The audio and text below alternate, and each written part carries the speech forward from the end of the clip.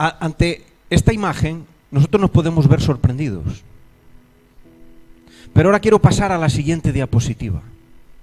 Y quiero que veáis la insignificancia de esa imagen ante la grandiosidad de Dios. Imaginaros a Abraham ahora en este siglo, que llegó en un todoterreno a este lugar, montó ahí su tienda y Dios le dice: sal fuera y mira las estrellas. Y le dice: cuéntalas, porque así va a ser tu descendencia.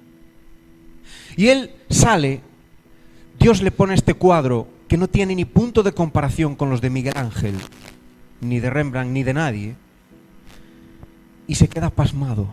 Y empieza y dice: Dios mío, pero ¿quién soy yo delante de ti? Abraham apenas estaba empezando a tener un vislumbre de la grandeza de Dios, de aquel que lo había llamado. Porque Dios es inmedible y Dios es incapaz de ser concebido por la mente humana. Si volvemos pasamos a la siguiente diapositiva y volvemos a esta imagen donde os digo: imaginaros una hormiga a los pies de una creación humana, y que él trata de entender el concepto humano de la grandeza. Si ahora pasamos otra vez a la siguiente diapositiva, veremos que eso se nos queda pequeño. Fijaros el Cristo de Brasil. Mide 30 metros sin el pedestal. Son imágenes sin pedestal. Hay algunas que tienen un pedestal, como la Estatua de la Libertad, que las hacen más altas. Pero ya diciendo simplemente lo que es la imagen, la estatua en sí. La Estatua de la Libertad tiene 46 metros. Pero hoy en día están fabricando un Buda que quizás que sobrepase los 182 metros. Pero hasta ahora, la estatua más grande de un ser humano que hay en la Tierra está en la India, y es lo que le llaman la Estatua de la Libertad. Es de un hombre que contribuyó a la unidad, a la Estatua de la Unidad, contribuyó a la unidad, y quisieron dejarlo reflejado a través de esa inmensa estatua que tiene 182 metros. Una barbaridad. Imaginaos a la hormiga a los pies de esa estatua. Y si pasamos a la siguiente diapositiva, fijaros el edificio más grande que ahora mismo, que está en Emiratos Árabes, en Dubái, en Burj Khalifa, le llaman el edificio Burj Khalifa. Tiene 828 metros y hay 163 pisos.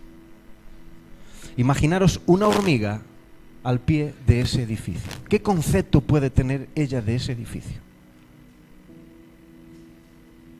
Un ratón o un ser humano, estáis viendo la fotografía allí, un ser humano abajo no es capaz de ver la punta. Desde abajo, pierde la perspectiva.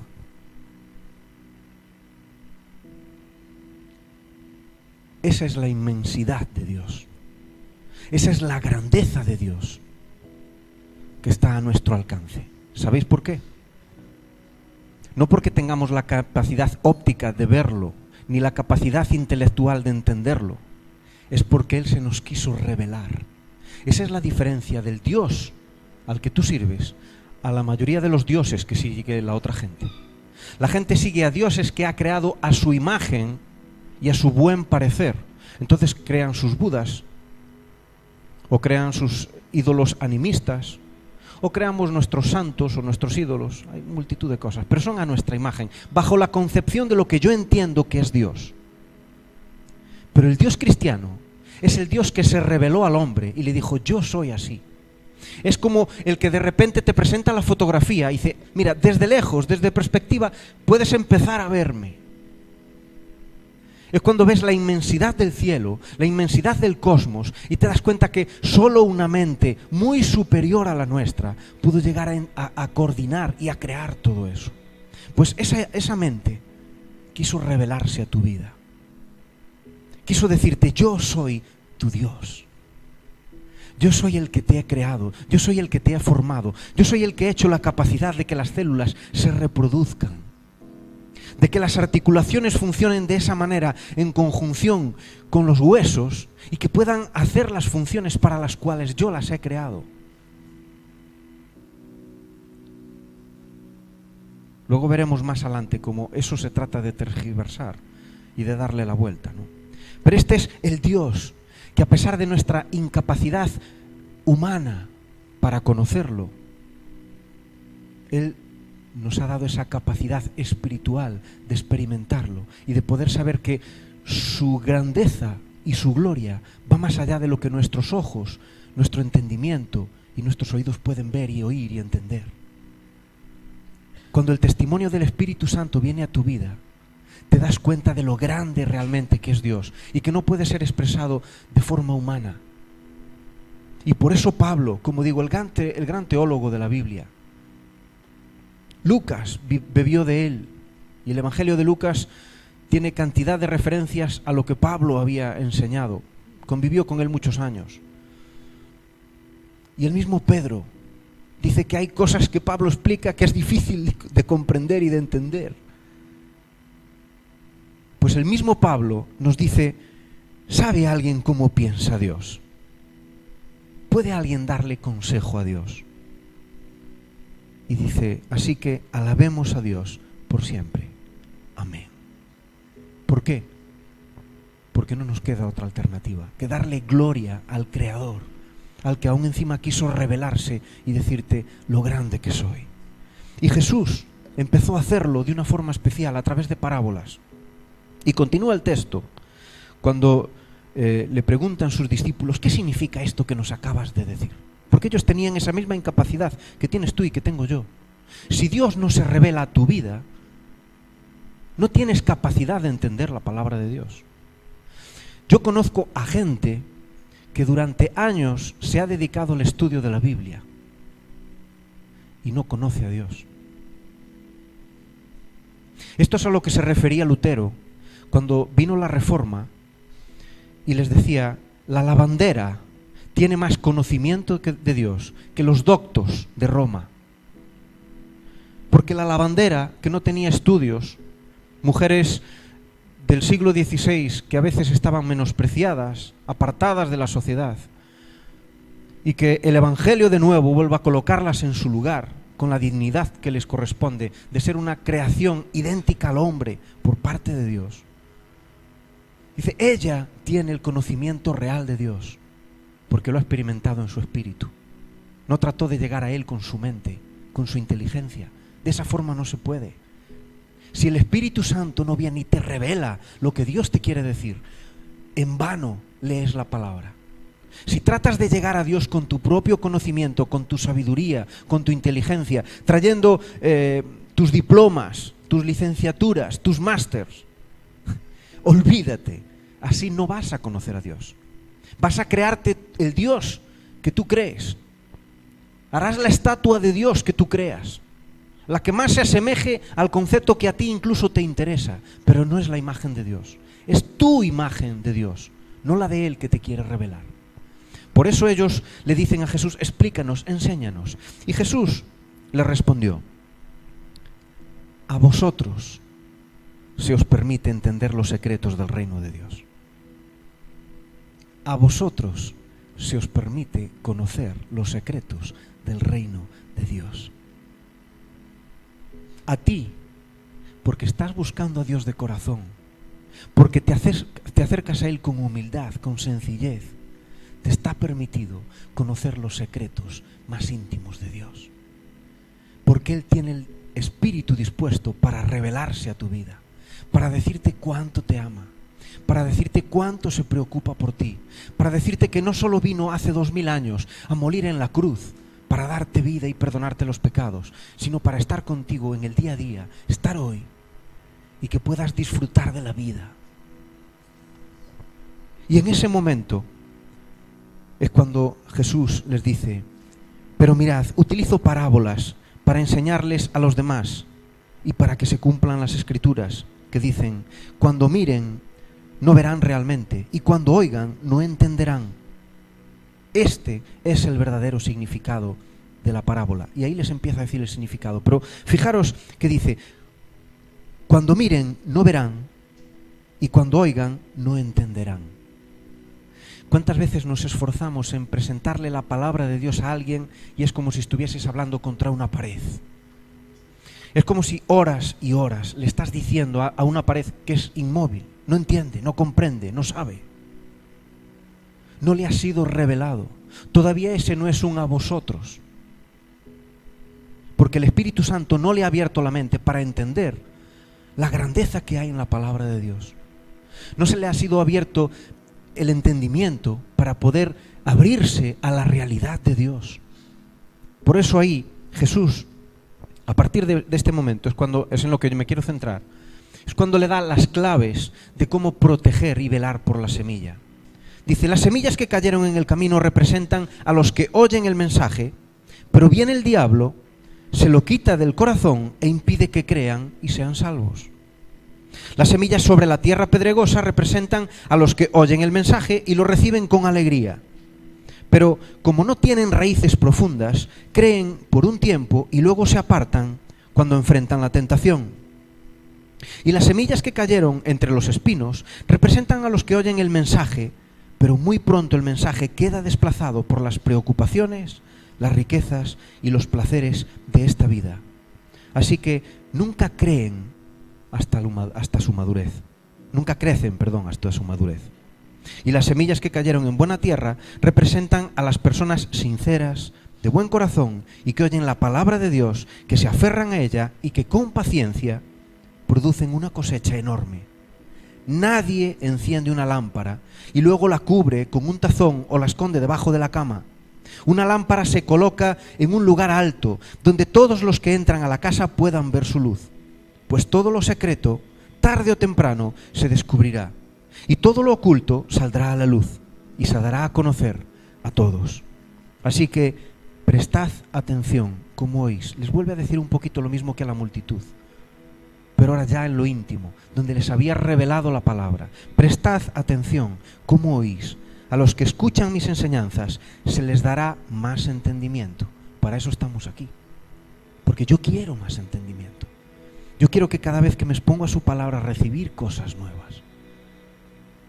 Y no solo estás recibiendo tú, yo estoy recibiendo desde aquí. Cuando te expones a la palabra de Dios, Él te habla. Y te habla personalmente. A través de visiones, como nos decía la hermana, a través de sueños, a través de pensamientos. Hoy por la mañana los jóvenes allí en nuestra iglesia en Lugo también compartieron acerca de lo bueno que fue el retiro en Ujena. Y hablaron de cómo Dios, uno en concreto habló de cómo tuvo visiones y vio cosas también de parte de Dios, ¿no? Cómo Dios se revela a las vidas. Por eso dice, a los que escuchan mis enseñanzas les daré más entendimiento, pero a los que no escuchan, se les quitará aún lo que piensan que tienen. Y como decía, si estás aquí es porque vienes con ansia de conocer más de Dios. Y Dios quiere revelarse más y más a tu vida. Y eso no va a ser porque tengas una capacidad intelectual. Eso va a ser porque te hables al fluir del Espíritu Santo. Porque preparas tu corazón. Uno de los objetivos que tiene la adoración que tenemos antes de compartir la palabra es hacer como un parón y decir, desconecta de todo lo que vienes y apunta tu mirada, apunta tu objetivo en una sola dirección, que es en Cristo. Y es preparar tu espíritu para recibir todo lo que Él tiene, luego a través de su palabra, que es donde Él realmente se revela. Yo si os cuento historias personales y cosas mías, es mi historia, es mi experiencia. Pero la palabra de Dios es la experiencia de Dios revelada para que tengamos un conocimiento perfecto, claro y completo de todo lo que Él nos quiere revelar de lo que Él es.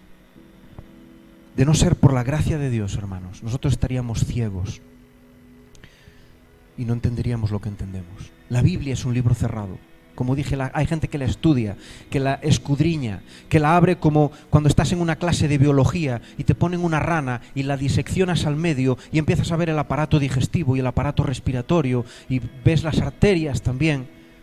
Hay gente que estudia la Biblia de esa manera. Pero ese estudio de la Biblia no revela a Dios. Revela la voluntad de Dios, pero no revela a Dios. Entonces ahí es donde caes en las leyes, en las formas, en las maneras. Y sabes, no hay nadie que tenga la teología perfecta. Nadie. La interpretación que yo tengo de la palabra de Dios, a mí me parece la mejor y trato de que sea la mejor. Pero yo cometo errores también. Y si tuviera luz para saber cuáles eran los errores, desecharía la mala interpretación que tengo. Pero no tengo esa luz a menos que Dios me la revele. Por eso cuando nos acercamos a la palabra de Dios tenemos que ir siempre con oración, pidiéndole al Espíritu Santo que Él nos abra ese libro cerrado, que de repente sea abierto para nosotros, para que podamos entender y comprender lo que Dios nos quiere decir. Porque como dije, Dios es tan grande. Dios es tan grande. No sé la siguiente diapositiva, si vuelve, no me acuerdo ya, si vuelve. Ahí está. Dios es tan grande que ¿cómo voy a conocerlo? Si no es porque Él se me revela, si no es por su gracia.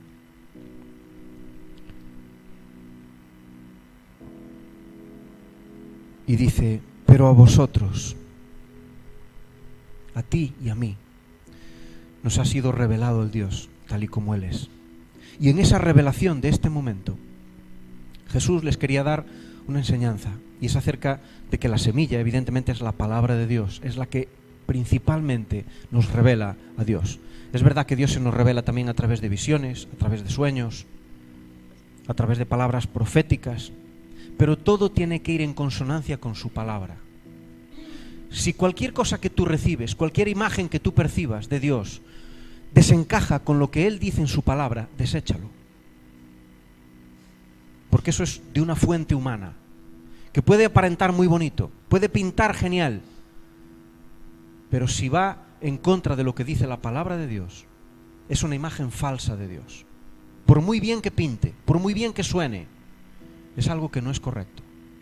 Por eso Jesús habla fundamentalmente de tres enemigos de la palabra de Dios en esta parábola. El primero es el diablo. Pasamos a la siguiente diapositiva. En este caso no pinta muy bien. El diablo, tal y como lo pintamos, lo solemos pintar feo, con cuernos, en este caso oscuro, parece que... Pero en cambio el hombre que se está muriendo está disfrutando. Le está tocando la melodía de su vida. Da la sensación de que en la mesita de noche tiene incluso unas partituras. Posiblemente él era compositor. Y el diablo vino y le tocó la canción que él quería oír. Así es el diablo.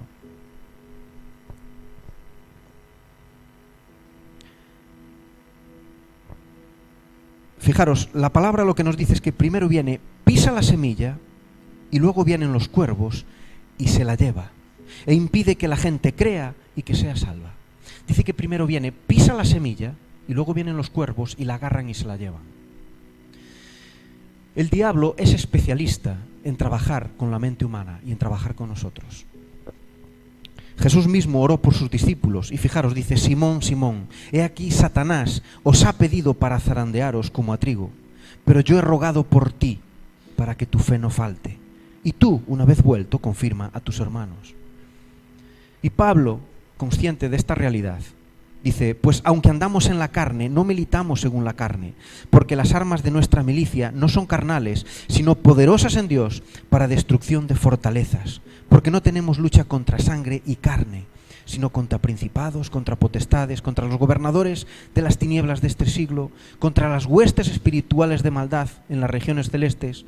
Por tanto, tomad toda la armadura de Dios, para que podáis resistir en el día malo, y habiendo acabado todo, estar firmes, orando en todo tiempo, con toda oración y súplica en el Espíritu, y velando en ello con toda perseverancia y súplica por todos los santos. ¿Sabéis? Satanás te cuenta el 99% de verdad de las cosas, pero hay un 1% que es mentira, y te lo cuela en medio.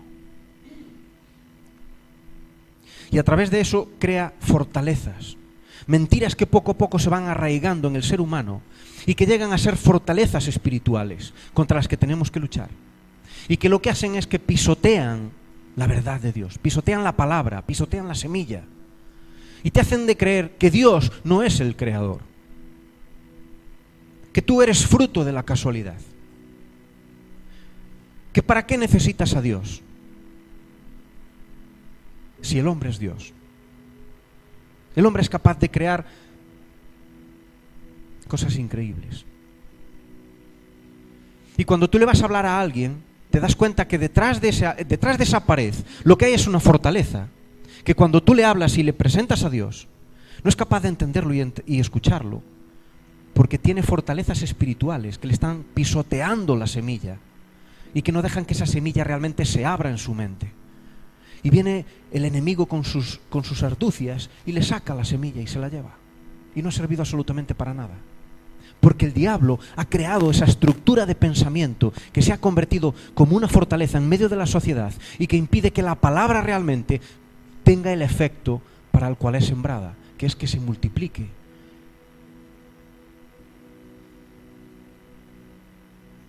La palabra nos habla de que Satanás ha creado una organización con distintas jerarquías, principados, potestades, gobernadores y huestes que operan contra la sociedad. Y a veces el ser humano es tan racional que trata de evitar estas cosas, un poquito porque le dan miedo y otro poquito porque las desconoce. Pero hay una realidad espiritual que trasciende a todo lo que nosotros vemos y oímos. Y Pablo era consciente de eso y hacía un llamamiento firme a la iglesia a que se levantase en oración en contra de esos principados y potestades.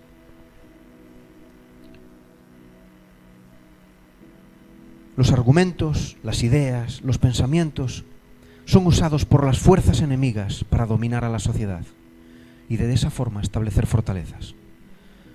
Por ello somos invitados a llevar cautivos esos pensamientos a los pies de Cristo antes de que se hagan una fortaleza incluso en nuestras propias vidas.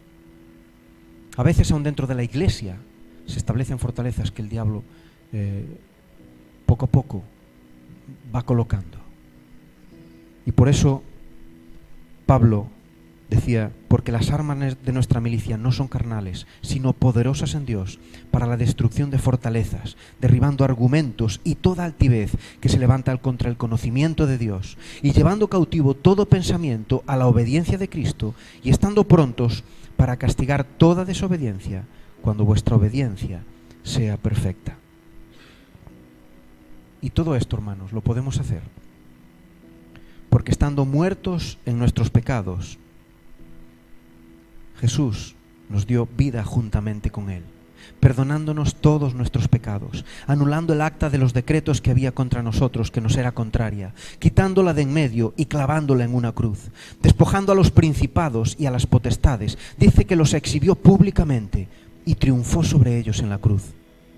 Él nos ha librado de la potestad de las tinieblas y trasladado al reino de su amado Hijo, para que la multiforme sabiduría de Dios sea ahora dada a conocer por medio de la Iglesia a los principados y potestades en los lugares celestes. Dios nos ha colocado en una posición de autoridad para decirle al enemigo que él no tiene poder, que le ha sido arrebatado y que las huestes espirituales de maldad han sido dañadas de tal manera que están heridas de muerte. Es verdad que están coleando. Es como a una serpiente que le pisas la cabeza y todavía se envuelve sobre tu pie con la cola.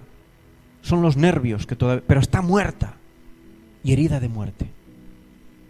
Y eso tienes que creerlo, que lo hizo Cristo, que fue el que le hirió la cabeza pisándola. Él fue herido en el carcañal, pero él hirió a la serpiente en la cabeza con una herida de muerte. Y en esa posición de autoridad tú puedes levantarte en oración y declarar que en el nombre de Jesucristo toda fortaleza que ha sido levantada por el enemigo es derribada y es quebrada en su nombre.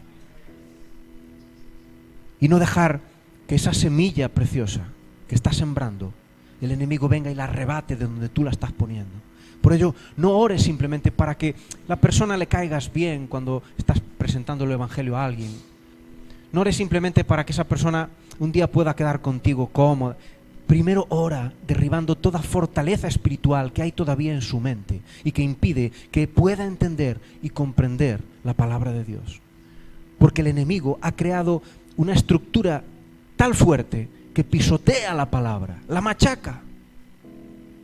Y luego viene el enemigo y con un pequeño soplido se las lleva, se lleva las semillas y no han servido absolutamente para nada. Otro agente que viene a dañar y a destruir la semilla es la tentación. Dice que las piedras del camino no permiten que la semilla eche raíces. Dice, vive una vida superficial y cuando viene la tentación, uno cede. Pasamos a la siguiente diapositiva.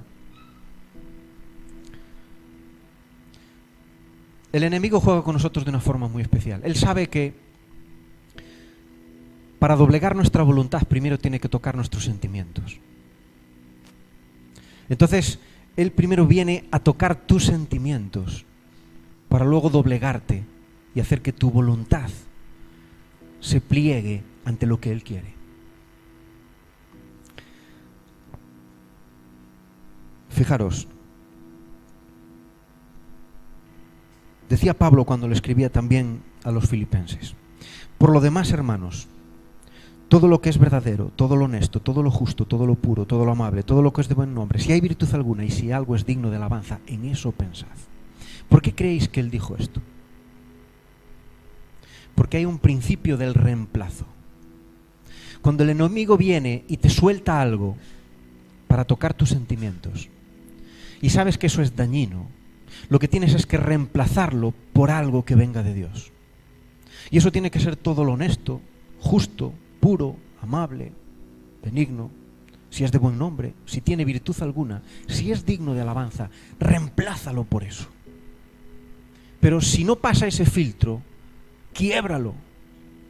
Porque si no, lo que está es él jugando con tus sentimientos. Y al final ese sentimiento va a doblegar tu voluntad. Y vas a acabar haciendo lo que el enemigo quiere que hagas. Por eso tenemos que ser astutos como serpientes, mansos como palomas, pero astutos como serpientes. Yo no puedo esperar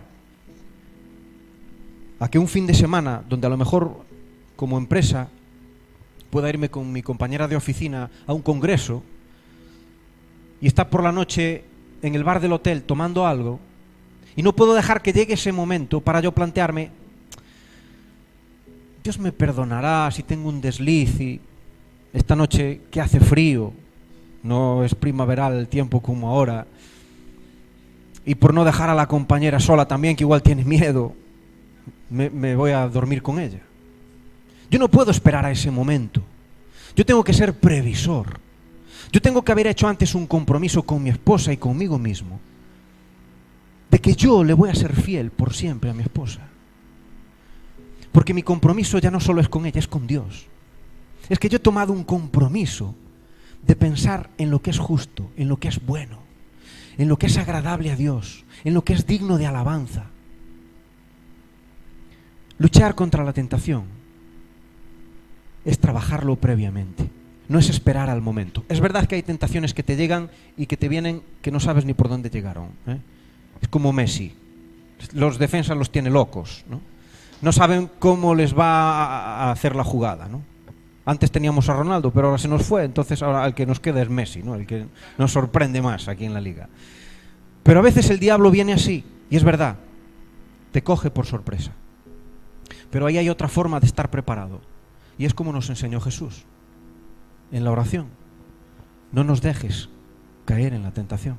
Hay tentaciones que yo no las voy a poder evitar, van a venir, van a tocarme mis sentimientos, van a tratar de doblegarme, pero yo sí puedo tener una oración: no me dejes caer en la tentación.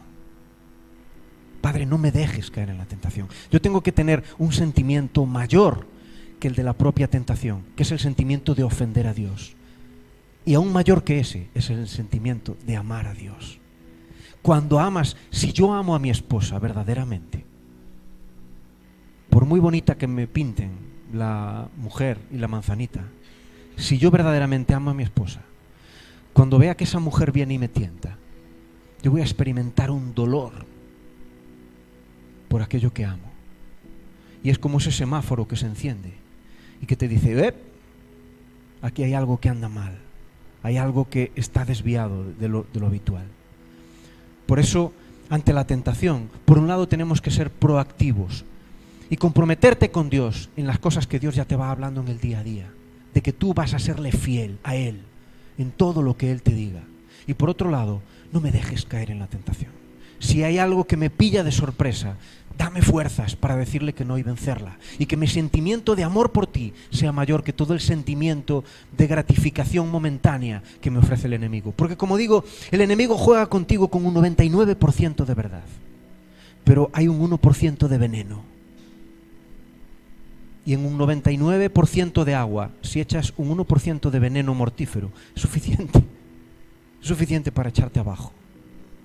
Y el diablo es consciente de ello y lo sabe. Y juega con todas esas artimañas. Por eso, por un lado tenemos el principio del reemplazo. Cuando te venga un sentimiento que sabes que es dañino, reemplázalo por algo que sabes que es positivo y que viene de parte de Dios. Y luego mantente siempre en oración, pidiéndole a Dios que no te deje caer en la tentación.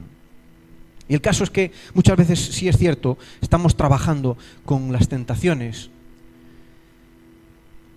y te acostumbras casi a ellas.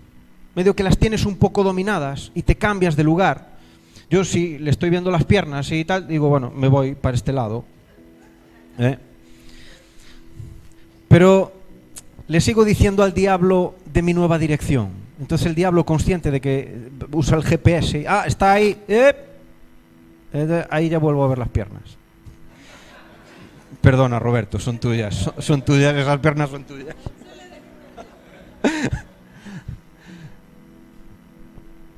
Cuando me acostumbro a jugar con esas cosas, donde sí me muevo de lugar, pero al diablo le sigo diciendo mi nueva posición, es cuando estoy creando fortalezas del diablo en mi vida. Y ahí es donde luego juegan lo que dicen las preocupaciones, las riquezas y los placeres de esta vida. Son como fortalezas que se han establecido y que me están doblegando. Al final doblegan mi voluntad, porque no he sabido detener la tentación. Como que le he dado un paso más, le he dado un derecho más. Y en ese derecho el diablo establece una fuerza que me doblega.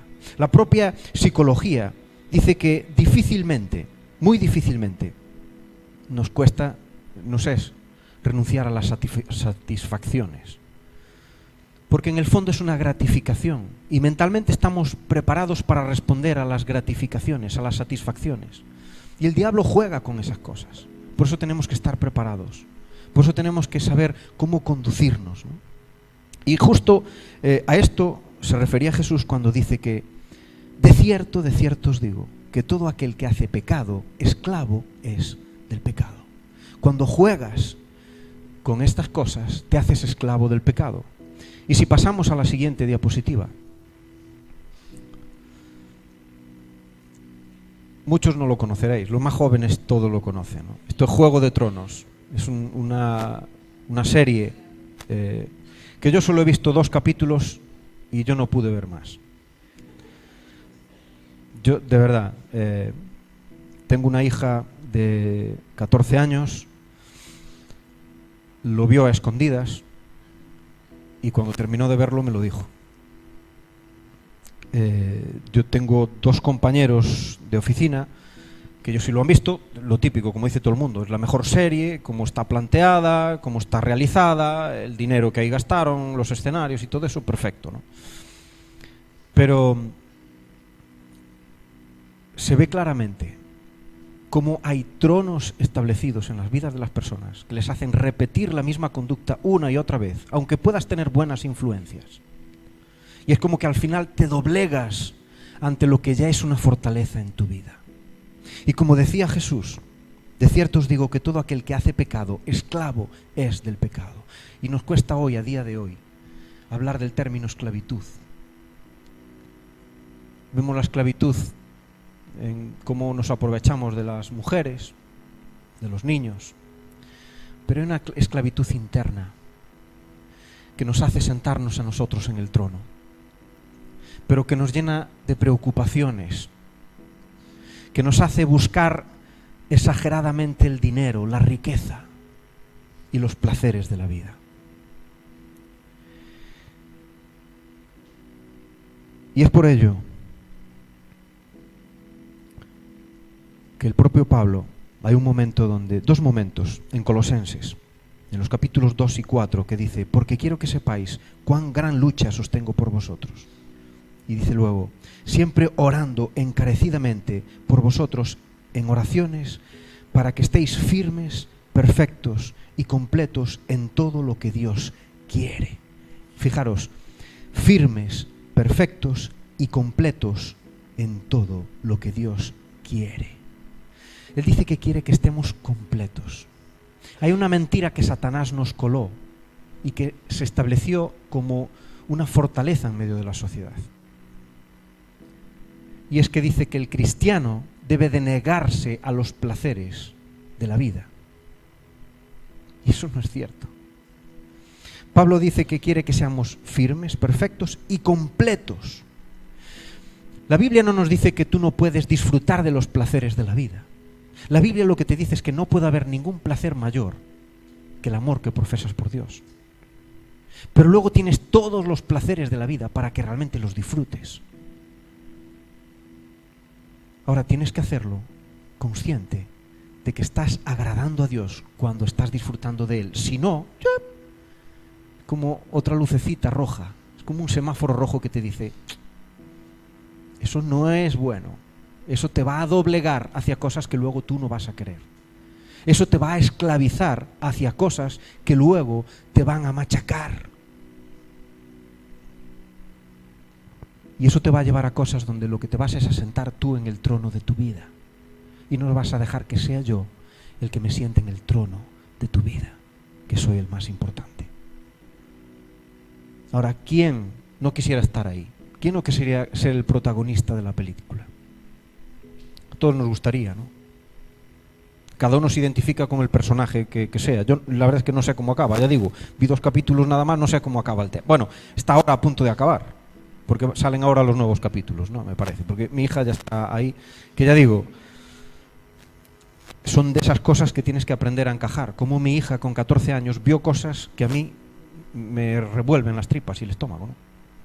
Pero bueno, entiendo que es otra generación y Dios le tiene que dar a ella también las herramientas para saber cómo lo gestiona, ¿no? Mi responsabilidad es, como decía Pablo, orar por ella y pedir que aun en momentos de dificultad ella sepa a quién tiene que acudir y que ninguna de estas cosas sea superior al amor que ella pueda tener por Cristo Jesús. Por eso, como digo, a todos nos gusta ocupar el trono, ser el protagonista de la película. Pero en este caso el protagonista de la película es Dios, es el grande, es el majestuoso. Y por eso Jesús vino para dañar la mentira que el diablo había sembrado y para dejar que su semilla sea realmente la importante, la que produce fruto. Y si hoy estás aquí, es porque la semilla que un día han sembrado en ti produjo fruto. Y yo no sé cuántos de aquí conocéis la vida de la agricultura. Yo provengo de padres agricultores. Yo ayudo aún a sembrar. Ahora lo único que sembramos prácticamente son patatas. Y las patatas se reproducen poco, pero las semillas sí se reproducen mucho. A mí lo que siempre me llamó la atención, que es de lo que sembrábamos, y aún ahora lo siguen sembrando mis padres, es el maíz, que no vino de aquí, vino de América. O sea que los americanos en eso lo disfrutasteis antes que nosotros aquí.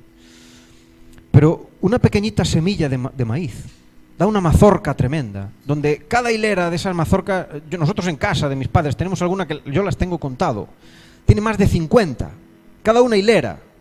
Imagínate, yo no sé cuántas hileras puede tener eso, pero cientos de semillas por una.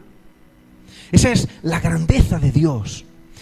Si os acordáis de la primera diapositiva donde Miguel Ángel presentaba a Dios dentro como de un cerebro humano, es la grandeza tan inmensa de Dios, donde de algo tan pequeño puede hacer algo tan grande y puede multiplicarlo de tal manera.